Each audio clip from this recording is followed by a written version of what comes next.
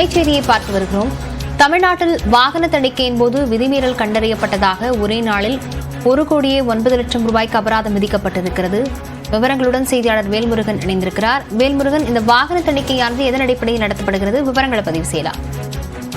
லாவண்யா, குறிப்பாக தமிழ்நாடு முழுவதும் வட்டார போக்குவரத்து அலுவலர்கள், மோட்டார் வாகன ஆய்வாளர்கள் ஆய்வு நடத்துறாங்க. இந்த திடீர் ஆய்வுல கிட்டத்தட்ட 5463 வாகனங்கள் தணிக்கை செய்யப்பட்டது.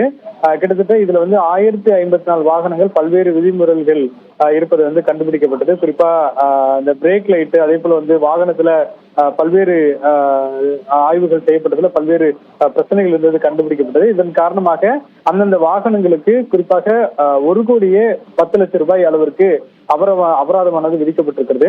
அதே போல இந்த கோடை விடுமுறையில மாநிலம் முழுவதும் உள்ள கிட்டத்தட்ட 34,835 பள்ளி மற்றும் கல்லூரி வாகனங்கள் இதை ஆய்வு பண்றதுக்கு ஒரு குழு போட்டிருந்தாங்க. அந்த குழு ஆய்வு செய்ததுல கிட்டத்தட்ட ஆவடியில ஒரு பள்ளியில ஆய்வு பண்ண போது படிக்கட்டுகள்லாம் உடைந்தெல்லாம் காணப்பட்டது. இதெல்லாம் கண்டுபிடிக்கப்பட்டு உடனடியாக அந்த பேருந்துகளை சரி செய்ய வேண்டும், இல்லை என்றால் வாகனத்துக்கான அந்த உரிமம் ரத்து செய்யப்படும் என்ற உள்ளிட்ட விஷயங்கள் தெரிவிக்கப்பட்டிருக்கிறது. தொடர்ச்சியாக இது போன்ற ஆய்வுகள் நடத்தப்படுவதன் மூலியமாக வாகனங்கள் தற்போது இந்த விதிமீறல்கள்ல ஈடுபடுவது தடுக்க முடியும் போக்குவரத்துறை சார்பில் தெரிவிக்கப்பட்டிருக்கிறது.